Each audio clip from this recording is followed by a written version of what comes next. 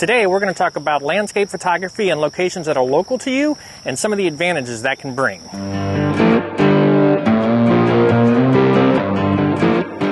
So for the past several weeks, I haven't been able to get to some of my favorite regional locations to practice my landscape photography, but I have been getting out to several local locations.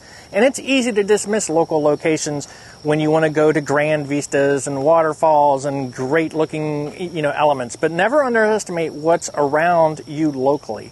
Some of the areas I've been going have all been within 20 to 30 minutes of home, and they've been either woodland settings, some creeks, some small waterfalls. Really, don't dismiss local locations to get out there and practice your landscape photography if your schedule's too busy. So today we're going to look at 5 reasons why local landscape photography locations can help you improve your landscape photography.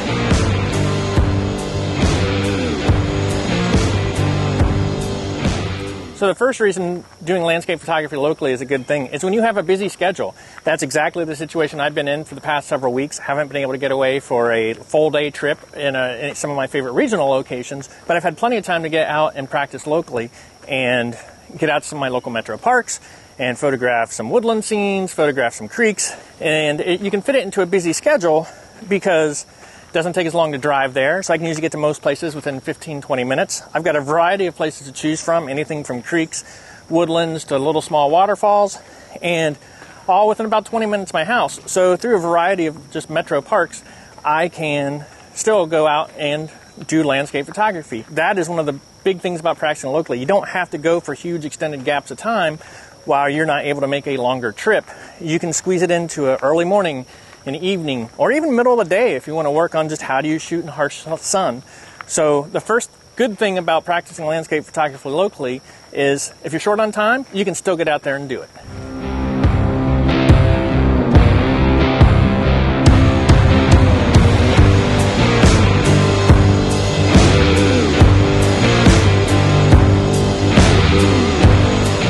So the second reason that doing landscape photography locally can be a good thing is it does cut down on expense. It makes things less expensive. When you're traveling to regional locations, there's gas to consider. Are you spending overnight and have to spend money on that? Whereas if you practice locally, typically you're able to just go off to some location that's relatively close, go out, take your photographs during the day, and come back home where you've got, your accommodations taken care of and everything like that. So if you're finding it difficult to keep up with the travel all the time, don't overlook local parks and local locations to practice your landscape photography in, because it can actually save you some money in the long run while still allowing you to get out there and enjoy the hobby. And a third point about doing landscape photography locally is there's actually an environmental impact. You reduce your environmental impact. If you're not flying in jets to faraway locations, whether it be cross country, across the ocean, to Iceland, to Patagonia, or any other, amazing destination, you're reducing your carbon emissions and you're actually helping the environment.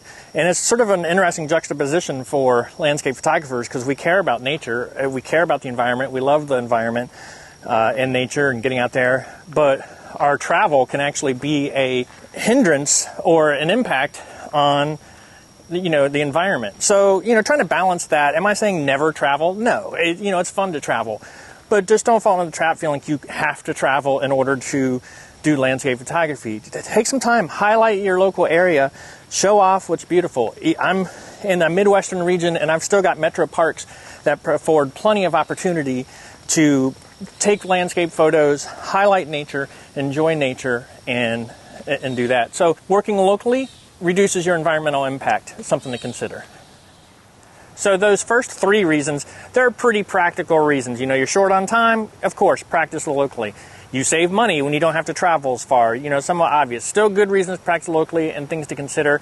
Environmental impact, not everybody always thinks about that, but as landscape photographers, people that enjoy the environment, enjoy nature, being environmentally conscious is something we should be aware of even in our practices. The 4th reason and the 5th reason are some of my favorite reasons why I think working locally is best. The 4th reason I've talked about in an earlier video, and that is it's a great place to practice learning your camera and learning techniques. A couple of videos ago, I did a focus stacking video. If that's something new to you, go out to a local park to practice that. It's so much better to go practice locally, figure out if you've mastered that concept or understand that concept before you travel somewhere and try to use it for the first time. So using your local area to practice those various techniques, exposure blending, focus stacking, do all of that practice locally, and you can learn so much more about your craft that when you do get to travel and go somewhere grand and amazing, you're not fumbling around with camera settings and things like that, but you're able to capture amazing images because you've put in the time to practice.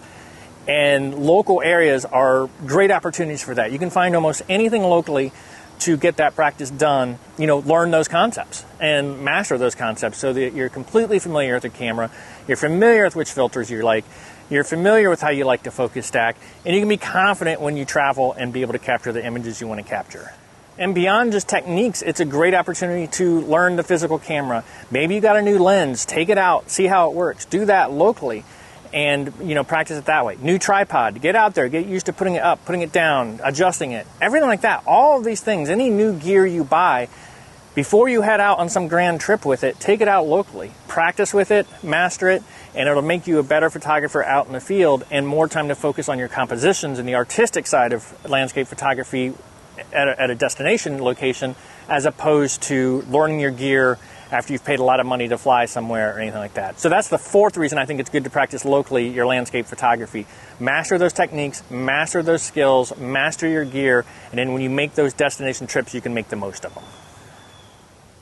So the fifth reason doing landscape photography locally is a good thing is it lets you revisit an area, it lets you really learn an area and figure an area out and work those compositions and get those best scenes. I don't know about you, but I find that I don't typically get my best photo of a location on my first visit there. I always enjoy my first visit there because it's something new, but as far as my photography, I don't always get the best photo the first time there. I like to revisit an area multiple times so I can really learn an area, really figure out those compositions, and even have more opportunities to get just that perfect light or that perfect environmental condition. And if you practice locally frequently, that allows you to get out to the same area multiple times in different conditions, work those compositions, get photos home, see what worked compositionally, what didn't when you actually got them on the computer. Those are all things that can make you get spectacular images even from local places because you simply have more time to work the shot, learn the location, learn the weather, learn the conditions, and figure things out. For example, I've been working on improving my woodlands photography, which can be quite the challenge here in the Midwest. But when I go out, though conditions might not be perfect, I'm keeping a catalog in my head of cool locations. So when that fog does finally show up, I have an area to go to. And that's what the value of practicing locally and getting out there locally has. I don't have to see the foggy day, go out and be like, oh, where's my composition? Instead, I've been able to go out on lots of days where the conditions weren't ideal, but I can think about what would look good when that fog rolls in and head out. And you can apply that to anything. Waterfalls, how's the light hit them? What's the water flow? Is the better when it's high flow, low flow, mid flow? All of those things are things you can learn with local places. So don't underestimate that working your local area with your landscape photography can actually lead to better shots from non-destination locations in the long run. So that's the fifth reason for landscape photography being a good thing in local areas.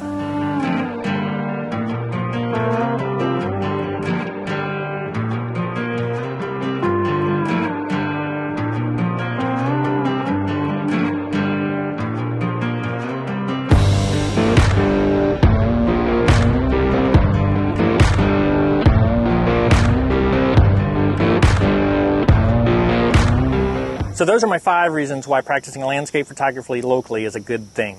I hope you found the information helpful, and I really can't stress enough the importance of getting out there and doing it. It's so easy to get tied up and thinking you have to go to these grand locations and planned trips to do your landscape photography, and that's simply not true.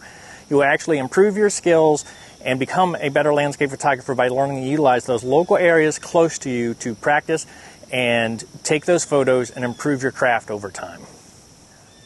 So if you found this video helpful, please hit that like button. And if you want to see future landscape photography content from me, including mini gear reviews, behind the scenes, tips and tricks, be sure to hit that subscribe button so you don't miss any landscape photography content from me in the future. And thank you for watching.